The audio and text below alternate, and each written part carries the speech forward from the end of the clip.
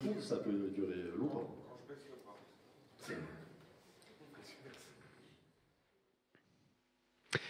Bonjour à tous, bienvenue dans cette reprise de vendredi après-midi. Nous allons évoquer ensemble le sujet Materia. Materia qui est un sujet stratégique pour nous.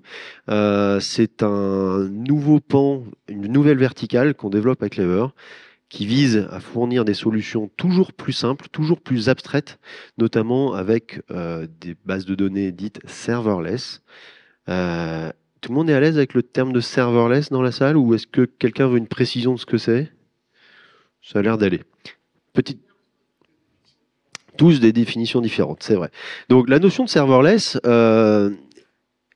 alors si on retrace un peu l'histoire du cloud, les gens sont allés dans le cloud en prenant des instances, donc du IaaS, de l'infrastructure que tu achètes en prenant, en disant je veux tant de CPU, tant de mémoire, tant de disques, etc. Et donc, tu as un service qui est instancié pour toi. La notion de serverless, c'est de dire que tu as un service en haute abstraction dans laquelle tu ne te poses pas les questions de CPU, de mémoire, d'infrastructure. Tu as une API que tu vas utiliser nativement. Et là, tu vas me dire, oui, mais du coup, S3, c'est du serverless. Eh bien oui, S3, c'est du serverless depuis 15-20 ans, avant que le mot serverless n'existe. Donc S3, parfait exemple de serverless. Allons-y. Alors, eh ben, ça tombe bien. Tu vois. Donc, qu'est-ce qu'on apporte par le serverless? Le premier élément, c'est évidemment de la flexibilité. Pourquoi? Parce que puisqu'il n'y a pas d'instanciation, vous n'avez qu'un appel à faire pour créer votre environnement qui est nativement virtualisé. Vous récupérez un token, vous l'utilisez directement. Donc, vous pouvez créer des environnements de manière très très flexible pour tout. C'est-à-dire que aujourd'hui ou quand vous avez une instanciation, vous allez vous poser la question, ah ouais, mais bon, est-ce que je crée un environnement? Parce que du coup, il faut que je provisionne, donc ça va me coûter de l'argent. En fait, là, ça vous coûte rien. Ça vous coûte un token, donc ça coûte 0 € et vous pouvez l'utiliser ou pas. Tout ce que vous allez payer, c'est à la consommation. Si vous mettez un peu de données dedans, vous payez un peu. Vous mettez beaucoup de données, vous payez beaucoup. Mais si vous ne l'utilisez que très très peu, et pour des environnements non production, souvent, en fait, ce que vous voulez tester, c'est plutôt l'intégration dans vos outils. Et donc, ça vous permet de tester avec un nombre illimité, n'est-ce pas, d'environnements, mais à très très faible coût. Donc ça, c'est très intéressant. Une autre valeur qui est importante derrière le mot serverless qu'on retrouve dans la gamme Materia, c'est la compatibilité. Aujourd'hui, il existe beaucoup de bases de données qui sont open source et ça va offrir de la réversibilité, c'est-à-dire que si vous voulez sortir du cloud, vous pouvez toujours réinstaller la base de données chez vous. Aujourd'hui, utiliser une base de données qui est close source, auquel vous n'avez pas accès, qui appartient à une entreprise, c'est un risque parce que du coup, vos applications sont lock-in. L'exemple le plus connu aujourd'hui, ça va être du Dynamo. Aujourd'hui, il y a énormément d'entreprises qui sont coincées dans DynamoDB, qui est une offre clé-valeur serverless de chez AWS. Et aujourd'hui, ils distribuent énormément de crédits gratuits. Les gens commencent à mettre un peu de Dynamo dedans et se retrouvent coincés et ils ne peuvent plus migrer. Donc, par exemple, on a des prospects qui viennent nous voir et qui nous demandent est-ce qu'on pourrait les aider à sortir de Dynamo, par exemple. Le troisième point, ça va être l'élasticité. Donc je l'ai un petit peu évoqué, mais le fait de ne pas être contraint par des ressources de type instance fait que plus vous allez utiliser, plus on va accompagner l'usage. Au-delà de la capacité d'une seule machine. Évidemment, le service est distribué et donc il est élastique dans sa capacité à absorber des pics de charge, etc. Ce que ça vous évite aussi, c'est du coup de surprovisionner. Parce que quand vous mettez une instance, si vous voulez que ça tourne et que ça puisse absorber votre pic, en dehors du pic, du coup, vous avez un usage, une capacité, mais qui sert à rien. Et donc, ça évite de surprovisionner par rapport à son propre besoin. Une autre valeur importante du serverless, ça va être l'intégrité des données. Aujourd'hui, mettre sa donnée sur une seule machine, c'est prendre un risque. Il peut se passer plein de choses, des disques durs qui peuvent avoir des problèmes, la machine peut avoir un problème, le système d'exploitation, etc. Il existe des mécanismes de la réplication et plein de systèmes différents. Mais ce qu'il faut bien comprendre, c'est que si vous prenez des solutions comme du Patroni, par exemple, Patroni, c'est pour faire du PostgreSQL en haute disponibilité. Ben, en fait, vous avez un encart au tout début qui vous dit, alors du coup, c'est marqué qu'on peut faire de la haute disponibilité qu'on garantit de l'intégrité de données, mais pas dans tous les cas. C'est-à-dire qu'en fait, il y a des cas de prod qui font que vous pouvez perdre de la donnée. Donc en fait, une des valeurs qu'on cherche énormément dans un produit serverless, c'est de garantir en fait une sécurisation forte de la donnée via des systèmes qui sont conçus pour être répliqués massivement et durablement avec donc de la redondance extrêmement renforcée. Et donc en fait, avec ces valeurs-là, on a commencé avec Steven à designer un produit, et puis en fait on s'est dit bah on peut créer en fait plusieurs produits. Et donc l'idée c'est pour ça qu'on a créé du coup Materia, qui est une vision, une gamme de produits, une gamme de solutions de stockage de données serverless, donc qui répond aux valeurs on vient de vous présenter à l'instant, et complètement managé. C'est-à-dire que quand vous provisionnez donc notre premier produit qui s'appelle le Materia KV, vous choisissez pas de la RAM, vous choisissez pas du disque dur ni du CPU. C'est notre complexité, vous avez qu'à consommer en fonction de votre usage. Donc on a commencé par le KV. KV pour Key Value, valeur. Est-ce que tu veux parler du reste? Oui, bien sûr. En fait, au-delà du clé valeur, on a commencé par le clé valeur parce que c'était aussi le plus simple pour nous, parce que implémenter une API de clé valeur sur un stockage clé valeur en dessous, c'est assez idiomatique. Mais de toute façon, toutes les typologies de stockage à la fin se traduisent toujours quasiment en clé valeur, même du SQL, etc. Mais c'était le plus simple pour nous de commencer par ça, pour faire mûrir la stack technique, et ça a limité aussi le nombre de dépendances à injecter dans la gestion de la base de données, on va le voir. Mais on a également le produit Materia TS pour Time Series, qui permet du coup le support des séries temporelles avec de multiples API, puisque le but c'est toujours aussi de pouvoir dire en fait, un peu viens comme tu es, c'est-à-dire que si tu as un usage Prometheus, on est compatible Prometheus. Si tu fais de l'influx, on peut te servir en InfluDB. Et la solution qui fait tourner ça derrière, c'est du Warp 10. Donc on est également compatible avec les API Warp 10 qui permettent du coup d'aller très loin dans l'analytique et le traitement de données. Si vous avez des besoins financiers, analytiques, très poussés sur la donnée de type série temporelle, c'est une solution qui est très adaptée. Nous, on le positionne beaucoup plus sur l'IoT industriel, pas sur du monitoring d'IT, parce que histoire de SRE. Ensuite, on a le SQL. Oui, je pense que tous les développeurs qui sont dans la salle utilisent des solutions de type relationnel pour stocker leurs données. On a très très envie d'aller créer cette Materia SQL là, parce que ça va nous résoudre énormément de problématiques, même rien en interne, mais pour nos clients également. Et on a beaucoup d'idées de types de Materia qu'on pourrait faire, du document, du PubSub. On l'évoquera un petit peu après. Alors, comment on a construit cette solution? Ça va être un petit peu plus technique, mais pas tant que ça. On est d'abord parti d'une fondation en bas avec un moteur transactionnel distribué qui s'appelle FoundationDB. Il faut que je prenne un petit temps pour vous expliquer ce qu'est FoundationDB. FoundationDB, c'est pas une base de données, c'est une sorte de framework pour construire des bases de données qui permet de gérer, donc il fait moteur de transaction distribuée. C'est une solution qui a les plus hauts mécanismes d'isolation transactionnelle au monde. C'est un équivalent à Google Spanner en termes d'isolation, si ça vous parle. Et c'est une technologie qui est assez merveilleuse. En très court, l'histoire de ce projet-là, c'est que c'est une équipe qui se dit oh, tiens, on a besoin de construire la base de données parfaite et qui vient d'un historique opérationnel où c'était l'enfer parce qu'il y avait plein de problèmes de prod, etc. Et ils se sont dit bah, pour faire ça, on a besoin de pouvoir être déterministe dans la manière de faire les choses. Donc il va falloir qu'on sache l'exprimer en modèle acteur. Mais on ne veut pas de garbage collection. Donc on va créer notre langage, parce que pourquoi pas. Donc ils ont créé un langage au-dessus de C++, qui transpile vers C++ et qui fournit ce modèle acteur. Une fois que ce modèle acteur était créé, donc le langage s'appelle Flow, ils se sont dit, on ne va pas écrire la base de données tout de suite.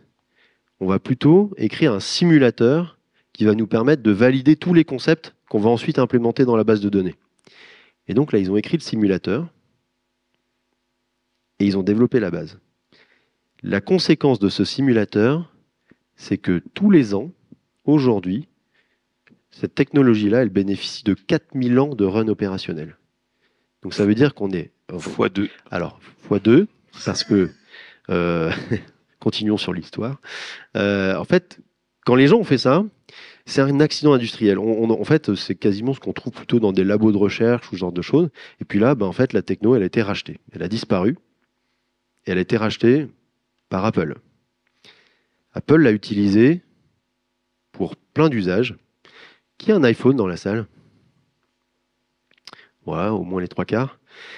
Eh bien, toutes les métadonnées de vos téléphones, Apple, tout ce qui est CloudKit, vos notes, les métadonnées de vos photos, toutes les applications Apple qui gèrent de la métadonnée, tout est stocké dans FoundationDB chez Apple. Donc pour vous dire si c'est une techno qui passe à l'échelle, ça vous donne une idée du volume qu'il y a derrière. Sauf que, quand la boîte qui a été rachetée par Apple avait commencé à vendre son projet, c'était pas open source, il y avait une autre petite boîte qui démarrait et qui avait construit tout son Metastore dessus. Cette boîte, c'était Snowflake. Plus une petite boîte. Snowflake, c'est gros. Mais du coup, Snowflake, dans le contrat, suite au rachat, ils avaient accès aux sources et ils ont développé leurs compétences dessus. Sauf qu'il y a eu de la collaboration croisée entre Apple et Snowflake. Et il y a quelques années, Apple s'est dit, OK, bon, on arrête ça, on va open sourcer cette solution. Et donc, ils ont re-open sourcé FoundationDB. Ils ont fait de la publication scientifique sur quels usages ils avaient développés au-dessus. Et ça a été très inspirant pour nous pour venir créer le framework Materia qu'on vient poser au-dessus. Le framework Materia, c'est comment nous, on conçoit notre base de données avec un moteur de base de données au-dessus du framework FoundationDB qui permet de faire la transaction. Dans ces gestions-là, on a la gestion d'index, la gestion des transactions, du rejeu, des statistiques, des gestions de quotas, etc. Donc tous ces mécanismes-là, du query planner, tous ces mécanismes-là qu'on intègre au niveau du framework Materia, on les rend transparents et on simplifie l'expérience de développement pour ensuite développer les verticaux que sont le clé-valeur, le SQL, etc., qu'on positionne au-dessus de tout ça. Donc nous avons créé notre propre technologie de base de données qui repose sur un moteur open source. Et pour ça, nous avons aussi contribué de l'open source, puisque le driver FoundationDB qu'on a fait en Rust est open source, et c'est Pierre qui en est le principal mainteneur aujourd'hui. Bravo Pierre. Donc voilà, donc on est très fiers de ce travail-là. Je ne vais pas plus en détail sur comment ça fonctionne au global, mais ça vous donne une idée quand même globale de ce qu'on a pu faire sur le sujet. Du coup, on a parlé du framework Materia. Je vais rentrer un petit peu dans le détail parce qu'on a fait quelque chose qui est quand même assez rigolo. On travaille à Clever et on a extrêmement l'habitude d'utiliser des machines virtuelles. On trouve que la machine virtuelle est une très bonne abstraction. C'est facile à manager, on peut les cloner, on peut les migrer, on peut faire pas mal de choses. Et en fait, on en discutait avec Steven et on se disait, ce serait quand même pas mal d'avoir les mêmes capacités, d'avoir une sorte de base de données virtuelle, quelque chose qui soit moins compliqué à opérer et à manager. Et du coup, en fait, le framework Materia, c'est ce qu'il fait. En fait, il nous a permis de virtualiser la base de données. On appelait ça une logical DB. On discutait, on voulait appeler ça des conteneurs de data, et au final on s'est dit non, ça va rater cette dénomination. Donc en fait, les Logical DB, elles ont 3 propriétés extrêmement intéressantes. C'est complètement isolé.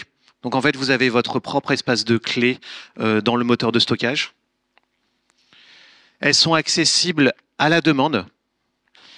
Et en fait, elles sont tellement accessibles à la demande, c'est qu'en fait, on vient matérialiser la Logical DB à chaque requête.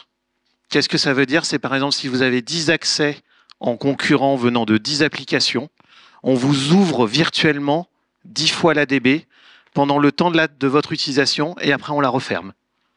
Ça veut dire que si vous n'utilisez pas la Materia, il n'y aura que l'empreinte du stockage dans notre infrastructure. En fait, on a rendu la DB complètement stateless et elle est manipulée seulement pendant les requêtes et en ouvrant des transactions et avec toutes les garanties qui sont fournies par notre moteur de stockage. Évidemment, pour l'utiliser, vous allez interagir avec. Pour l'interagir avec, on l'a intégré à notre IAM, et donc ce sont des biscuits. Alors Eclipse Biscuit maintenant, puisque depuis quelques jours, le biscuit a rejoint la fondation Eclipse. Mais c'est quand même des biscuits secs, parce que c'est de la sécurité. Et donc, ça vous permet d'exprimer des notions de permission, de rôle, des accès en lecture, en écriture, ou les deux, ou du custom. Ça vous permet aussi d'aller faire ce qu'on appelle du row-based SIR, c'est-à-dire d'avoir une granularité d'accès sur vos données. Et notamment, ce qu'on illustre ici, c'est que si vous avez un utilisateur qui a accès à l'entièreté de la donnée, ben vous pouvez segmenter ça et en ayant un utilisateur avec un sous-token qui, lui, ne va avoir accès qu'à un sous-ensemble de la donnée. Typiquement, l'utilisateur A qui a accès aux données de l'utilisateur A. Puis B, puis C, vous avez compris. Ce qui est très intéressant à ce niveau-là, c'est qu'en fait, la capacité technologique de Biscuit nous permet de rajouter de la fonctionnalité sur des protocoles qui ne fournissent, ici par exemple, pas de multi-tenancy. Redis par défaut n'est pas multi-tenant, sauf que si vous avez effectivement le préfixe embarqué dans le token, eh bien, un utilisateur qui va se loguer dans la même base de données Materia avec le token du user A va avoir accès aux données A. Mais dans une autre session, un utilisateur avec le user B va n'avoir accès que aux données qui le concernent. Et donc, on a rendu Redis multi-tenant en interface de base de données, alors que derrière, vous, d'un point de vue analytique, vous avez accès à l'entièreté des données. Donc c'est hyper intéressant. Et c'est idéal, même, j'ai envie de dire, pour aller faire une sorte de place de marché dans laquelle, si je reviens, vous pouvez avoir un producteur de données et plusieurs consommateurs de données, dans un sens ou dans l'autre. Vous pouvez avoir plusieurs micro-producteurs de données et un consommateur qui vient récupérer l'entièreté des données. Donc ça, c'est très intéressant avec des granularités de droit qui permettent d'exprimer ça. Et vous pouvez faire de l'atténuation. Vous pouvez définir des mécanismes de TTL, de fenêtrage d'accès. Vous pouvez dire, bah, là, le jeu de données, il n'est ouvert que de 9h à 18h. En dehors, on n'est pas censé avoir d'accès, donc on vient se prémunir d'un accès sur les données. Donc il y a tous les mécanismes d'atténuation qui sont inclus dans les capacités de Biscuit que vous pouvez réutiliser sur la base de données derrière. Alors, Steven vous a parlé un petit peu de FoundationDB qui possède un simulateur et qui est un accident industriel. Je vais rentrer un peu plus dans le détail. Donc, moi, je fais partie des gens qui ont le plaisir et l'honneur d'être d'astreinte sur des systèmes complexes. Et c'est toujours un plaisir de se réveiller à 3 heures du matin avec quelque chose qui est un système distribué qui est complètement cassé. Et je suis aussi dev. Et en fait, je me retrouve toujours avec cette problématique de comment j'écris du code sans bug. Je suis humain, je vais toujours écrire du code avec des bugs. Je vais peut-être écrire des tests avec des tests d'intégration parce que du coup j'ai vu le bug en production. Donc moi je l'ai vu, donc je vais peut-être faire du TDD pour venir me dire, bah voilà, ce scénario-là, je l'ai vu en prod, je vais pouvoir le fixer. Aujourd'hui, dans l'équipe Materia, on est 5 personnes. Il y a 2 alternants. On les a pas encore envoyés en prod. Ils ont de la chance. Comment on fait pour réduire cette boucle de feedback? Moi, pour développer Materia, on développe nos propres bases de données multitenantes. On commence à rentrer dans le vrai rôle de l'éditeur de logiciels.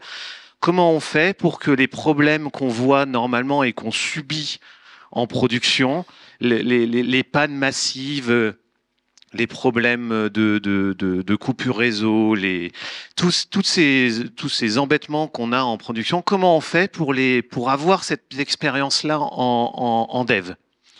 Eh bien, en fait, on utilise en fait la même simulation que Fondation. Donc ça, c'est quelque chose qu'on a open sourcé, on est les premiers à pouvoir le faire. C'est-à-dire qu'on est meilleur que Apple et Snowflake sur ce sujet-là. Donc en fait, toute la Materia est simulée de façon déterministe. La simulation, qu'est-ce que ça veut dire? Grosso modo, ça nous permet d'injecter des pannes majeures dans notre programme. Donc ce qu'on peut faire, par exemple, c'est qu'on peut inverser, on peut couper les connexions TCP. Bon. Il y a des trucs qui sont un peu rigolos, c'est qu'on peut réordonner les paquets TCP à la volée. Là, déjà, c'est un peu plus compliqué. On peut éteindre des machines. On peut changer la configuration du cluster pendant qu'on perd des machines et pendant qu'on permute les disques durs. Est-ce que vos tests d'intégration testent ça? Je ne pense pas.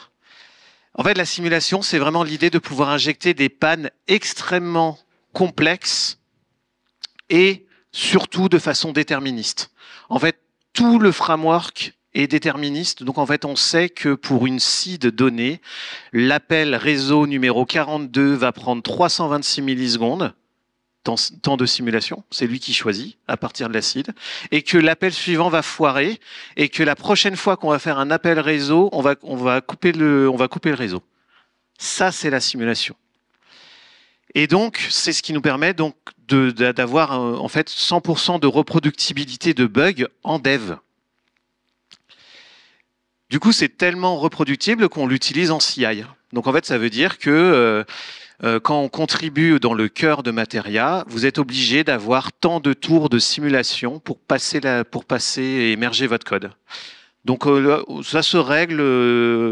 Aujourd'hui, on est à 30 minutes de calcul de simulation par PR, ce qui représente 24 heures de temps sur un cluster où il s'est passé l'apocalypse. C'est vraiment... le test, je crois que ça mélange paquet TCP, changement de configuration, disparition de machine, corruption de la réplication, et j'en ai un 5e, j'ai oublié. Bon. Erreur de temps, éventuellement. Erreur de temps, etc. Donc, en fait, ça, c'est ce qui nous permet de nous dire que même dans une équipe où on est 5, en fait, quand on ship Materia en prod, on sait que ça marche. On sait que c'est résilient à énormément de choses et ça nous donne énormément de confiance pour développer et opérer Materia. Et on ne l'a pas évoqué, mais en fait, dans le déterminisme de la simulation, le truc, c'est qu'en fait, il y a des millions de plans de test qui sont faits. Et comment ça marche?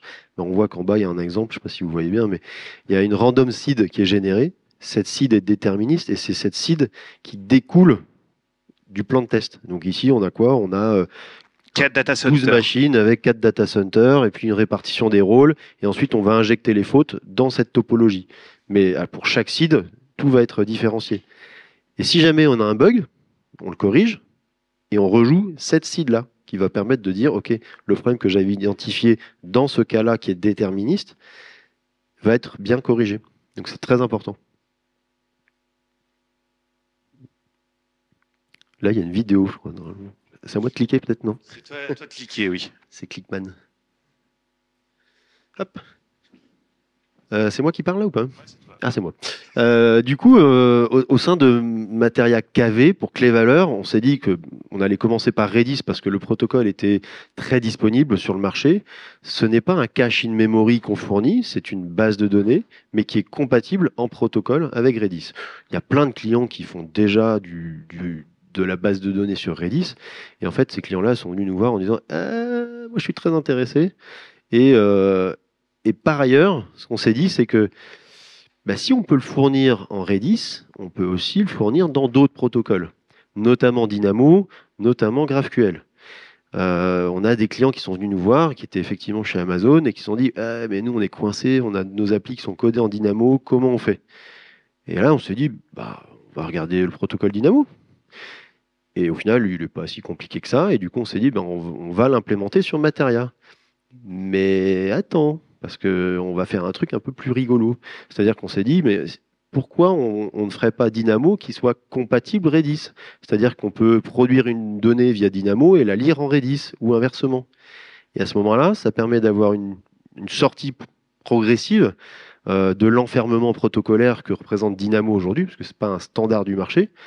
Et ça permet de bouger ses applications sur Clever en étant toujours intégré Dynamo, mais au fur et à mesure de venir patcher son app pour venir récupérer du Redis ou du Valky, n'est-ce pas, qui est beaucoup plus disponible.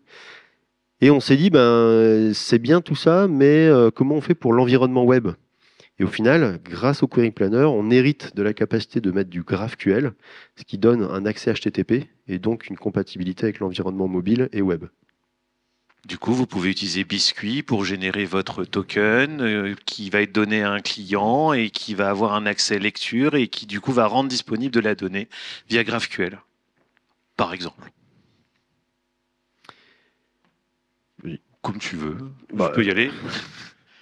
Du coup, on vous a présenté un petit peu la vision, qu'est-ce qu'il y a derrière. Aujourd'hui, on travaille activement sur cette vision et sur ces différents produits. Côté KV, on a une compatibilité Redis qui avance bien.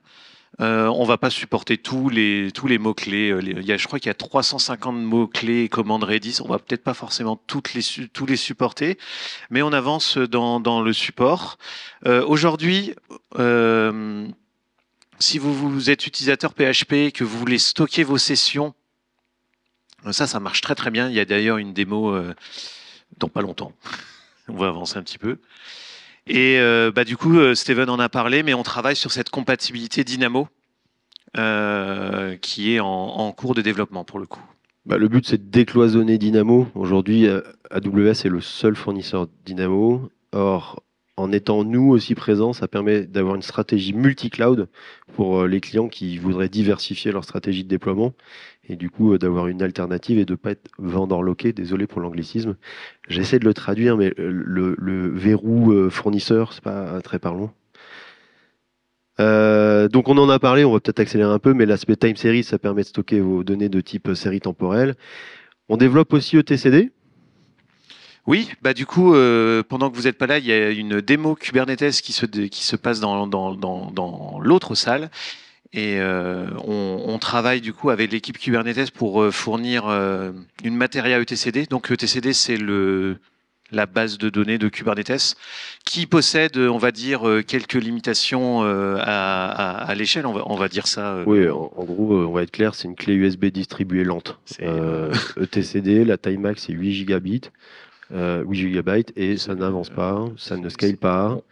On est à 1000 écritures par seconde sur des machines un peu énervées. Enfin, il y a des vrais problèmes opérationnels et en fait, du coup, ce serait pratique de pouvoir démarrer des etcd pour des contrôles planes Kubernetes complètement à la volée avec des droits, de la sécurité, Donc de la simulation. Parce que du coup, un etcd sous simulation, c'est quand même pas mal.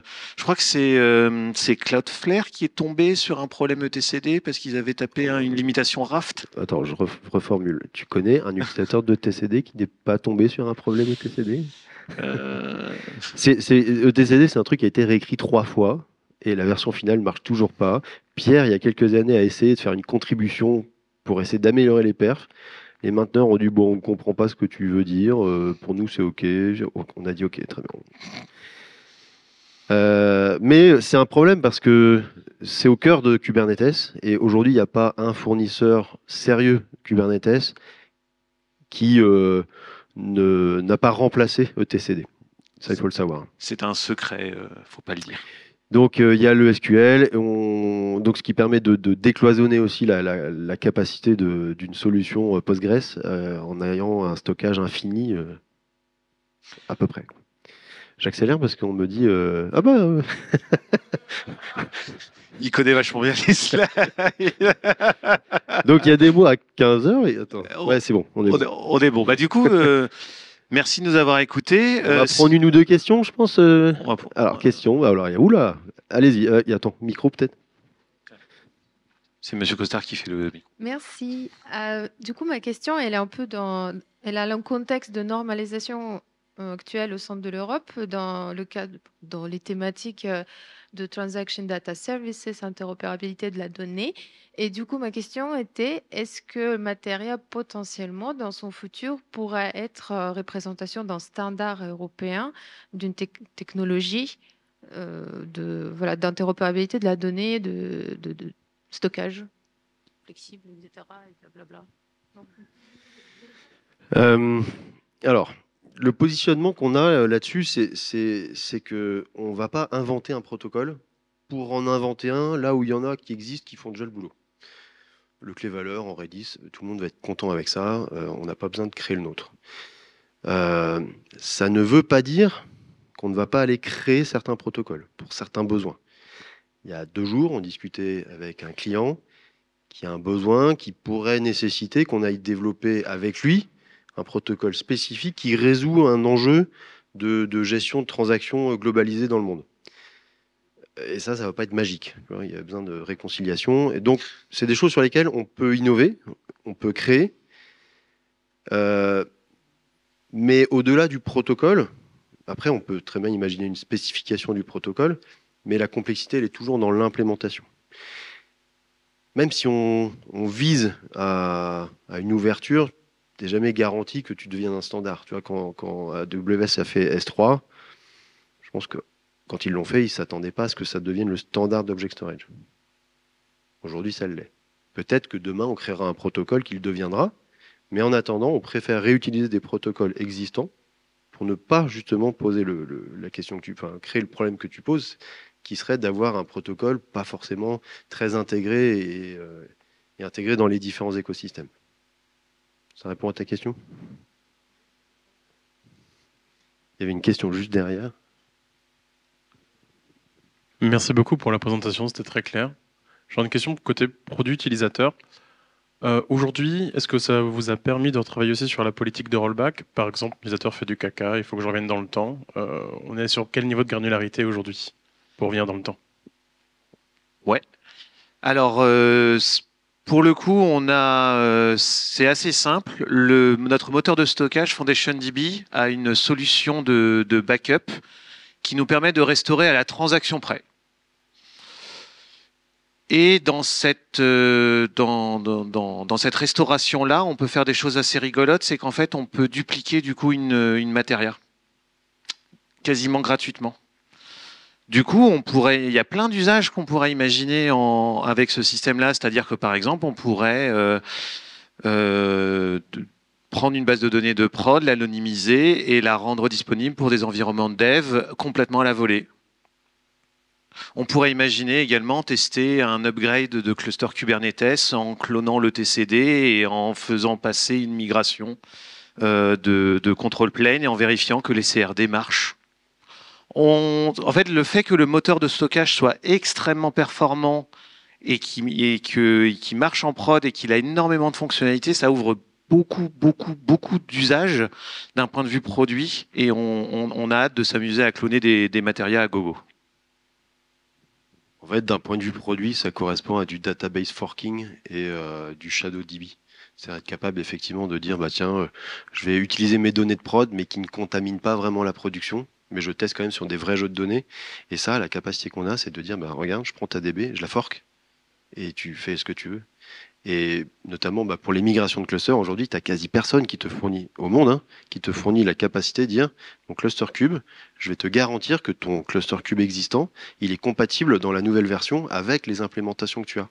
Sauf que nous, on va avoir la capacité de dire, je clone ta DB très facilement, et je joue tes CRD, et je vois si on est compatible ou pas.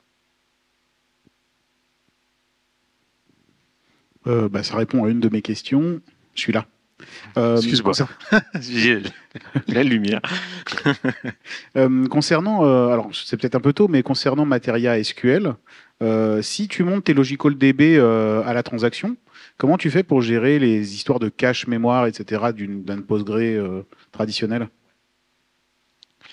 Secret sauce. Oui, c'est le moment. Alors, du coup, on regarde comment faire la Materia SQL. On a globalement 2 strates.